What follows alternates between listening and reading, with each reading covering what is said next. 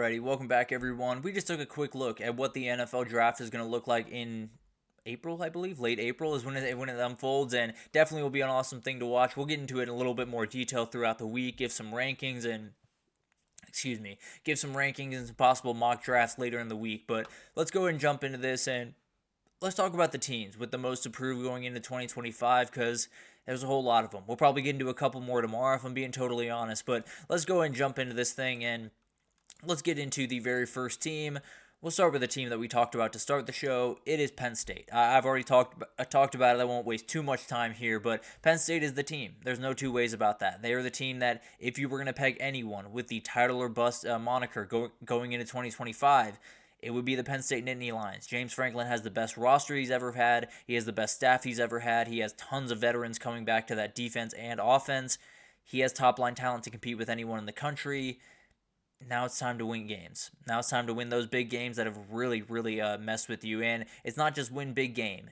You got to win big games. You can't just beat Ohio State, lose in the first round of the CFP, and call it a day. That's not good enough. Plain and simple. You can't just lose to LSU in the Cotton Bowl in the quarterfinals just to lose in the semifinals to Texas. That's not good enough. Plain and simple. And I think Penn State fans kind of understand that. Now, the question is, if they do get that, let's just say they beat Ohio State in the regular season, and then they get to the Big Ten title but lose, and then they find their way to the semifinal of the CFP but then lose to Texas. Are we asking the same questions? Is that enough to take that step forward for people to say, okay, it'll be a new quarterback, it'll be a lot of new things next year, but at the very least, we have the foundation to work around, or are they going to be pissed off if they don't win a national title? That'll be something that only time will tell, and definitely will be a huge thing for James Franklin's future at Penn State. Michigan's another team that I think has a huge year ahead of them, plainly because you were the national title champion about 365 days ago, and now you got to regroup. Now you got to find a way to get back to the top because 7-5 just not remotely good enough, and you're losing a lot of guys. You're losing dudes all over the place on defense, 2 elite running backs, and incoming freshman quarterback being broken in. A lot of stuff going into this season for Michigan, and definitely some stuff that could very well get in the way. You know, Bryce Underwood's an elite talent in every respect of the word, but they are a team that you gave a couple of mistakes here or there. Maybe they can't play the catch-up game the way that they really need to. Now, I think they're going to be a good team. There's no doubt about that, but they're going to be a team that's going to be really interesting to watch, and if they don't bounce back in the way that they expect, if they don't get to, let's say, 9 wins, just as a current moniker, and we'll get into kind of the schedule a little bit here in a second, but overall, let's say they get to 9 wins. Is that good enough? I tend to believe that it is. I tend to believe that if you get to 9 wins, you can move forward to 2026, feel totally confident in where you are right now, but it's also one of those things where maybe if you get to 8 wins or 7 wins, and then you're looking up at the end of the year and you're thinking, is this just who we are now, at least for the next little bit? Is this just who we are regardless of who's under center? But it's definitely going to be something to watch. They do go to Norman in week 2. They go to Lincoln in week 4. But they avoid Penn State, Oregon, Illinois, and Indiana. This is a schedule that they should get at least 9 wins, likely 10 wins, if I'm being totally honest. And that changes the way that you have to prove a lot going into 2025 because the schedule is going to set up nicely for you. You better be able to take advantage of it. And then this one. I don't think it has to be said too much more if I'm being totally honest, because the reality is Texas has been knocking on the doors the last couple of years. At a certain point, you got to kick it down. At a certain point, you got to break through and win that national title. And something we'll talk about probably later in the week is how coaches are just taking a little bit longer to get their national titles than they were before, even before the 14 playoff, even into the 14 playoff a little bit. So that's something I kind of want to unpack a little bit later in the week because it is a very interesting thing when we talk about coaching expectations in 2024. But overall, it's another year where Sark has to prove that this program is not going anywhere. You know, the first year was a lot of overturn, but you had the quarterback, and you had a lot of the guys that were going to be important on the defensive side of the ball. Now it's about just finding a way to get the new quarterback in there, finding a way to get new playmakers in there, and find a way to get this program in a place where no one questions it going forward. No one questions if they're going to be able to reload or they're going to take a little bit of a lull. It's just who Texas is, and that's going to start this year. If they get to 10 and 11 wins, get to the CFP, then it's been made very clear that that's just who they are, at least for the time being. Georgia's the other team here. They were not Georgia in 2024 by any means. They were not a good rushing football team, and that's something they've loved to do. They weren't great at pass protection. That's something they've been very good at. and they didn't have the tight ends involved, and that's something that's been a huge piece of this. So the biggest part of this, obviously, is wide receiver talent. It's something that has to be fixed, and Zachariah Branch and Noah Thomas do a whole lot to fix that problem, and some of the incoming talent, I think, does as well. So I think they're going to be fine at that position. I don't necessarily worry too much about that position. I think this offense is going to be more dangerous next year, like it was when Stetson Bennett was running the show and tearing people to pieces. But overall, if Georgia wants to stay on top of the sport, it's going to be huge in 2025. They fell just short the last 2 years. Got to step up in 2025. Got to at least assert your dominance on the top of the sport and not go out in the quarterfinals. Maybe go out in the semifinals or the final and find your way to the national championship once again. If they win it, that's 3 in 5 years, and as far as I'm concerned, that's a dynasty. So we'll talk about that in time. Obviously, definitely something to think about. But Georgia's done enough thus far to feel confident going into next year, but definitely some lingering questions that still lie. Miami's the other team here. You missed a huge chance in 2024. There's really no other way to put it. You had a bad defense, and that was the end-all be-all. It's the same thing that happened with LSU in 2023 was the offense was clicking. You had a Heisman winner at quarterback. You had all the guys that you wanted around him, and the defense just couldn't stop anything. They couldn't stop Molasses and Winter, and now you're looking forward and you're saying you got a good team coming back. There's no doubt about that. Carson Beck coming into the mix is huge. The reality is the defense is the problem. One way or the other, Corey Heatherman is going to have to get that thing in order and get it in order pretty fast. Now, I think the talent level is more than fine. I think they're going to be totally fine when it comes to a talent perspective. They got to execute at a higher level, plain and simple. They have to be a little bit better on the back end, brought in some great guys that we'll talk about in a little bit more detail later in the show and later in the week, honestly. I'll get into a couple of guys I'm watching, but overall, they've done their job thus far. There's no doubt about that.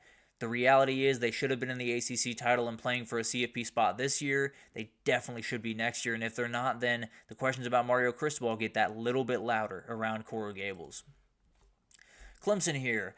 It's a team that I would put right behind Penn State when you come to the run it back category. Now, the difference here is not a lot of guys forgoed their NFL draft process to come back to Clemson, so maybe not run it back is the best respect, but the veteran talent that they do have is very clear. And the guys that maybe foregoed some of the NFL stuff to find their way back. I think when you look at what they've been able to do, the talent level is going to be at least relatively close to what it was in the 2018, 2016 type realm. And then the other piece is Dabo Swinney. I think he's done a great job kind of finding his way out of his comfort zone to this point.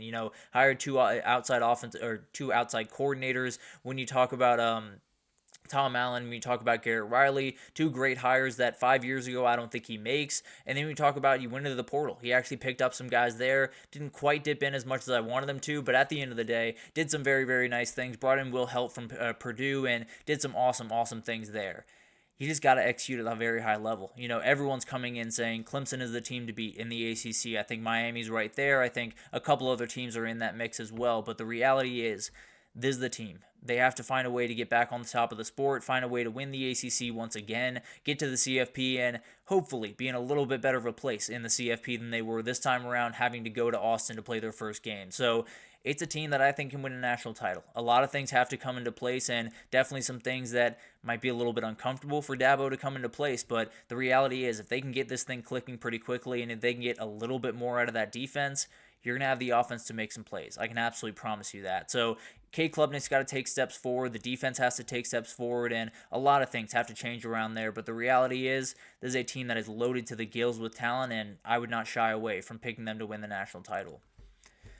Alabama. We'll talk about them a little bit more tomorrow. We'll talk about Kalen DeBoer a little bit more tomorrow. But this is one that was just really hurt by elite quarterback play in 2024. Now you move forward to 2025, and the reality is, Kalen DeBoer can't do another year like that. Now, I don't think he would necessarily be fired if they went 9-3 next year.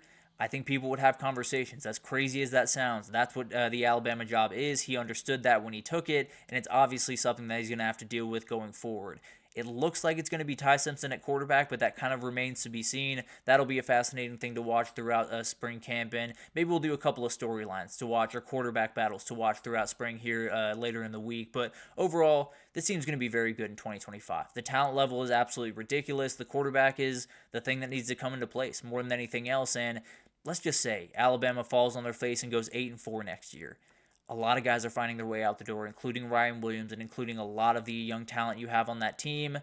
that might be the end of the Kalen DeBoer era at Alabama. So he's got to be very careful going into next year. Obviously, has a tough schedule. They got to execute at a very high level. They got to get to the CFP at the very least next year. And if they can't, then it's going to be really, really awkward down there in Tuscaloosa. And then LSU. LSU had Miami's year that they just had in 2023. They had Jaden Daniels, they had Brian Robinson, they had Malik Neighbors, and they left it all on the table because their defense was that bad. They made the change at defensive coordinator, and they got better throughout 2024. Now they got to hit the road in 2025 and really get rolling. It's going to be an interesting team to watch. Another kind of run-it-back team with Garrett Nussmeier and a couple other guys foregoing the NFL draft to find their way back, and they got to roll, if I'm being totally honest. Brian Kelly's on thin ice right now. Garrett Nussmeier is a guy that everyone understands the talent level that he has, but is still waiting for it to all click at the right moment. They're a team that has to make it to the CFP. They're a team that has to make it to the CFP. They have to find a way to maybe win a game while they're there, and who knows, maybe make a little bit of a run in that thing. The reality is, it's not crazy to expect that from this team, from a team with a third-year starting quarterback, with a guy that can make all the throws in the world, with the talent on the outside, with upgrades all over the defense. They should be able to make this happen. There's some things that need to be figured out, no doubt about that, but the reality is LSU doesn't execute in 2025.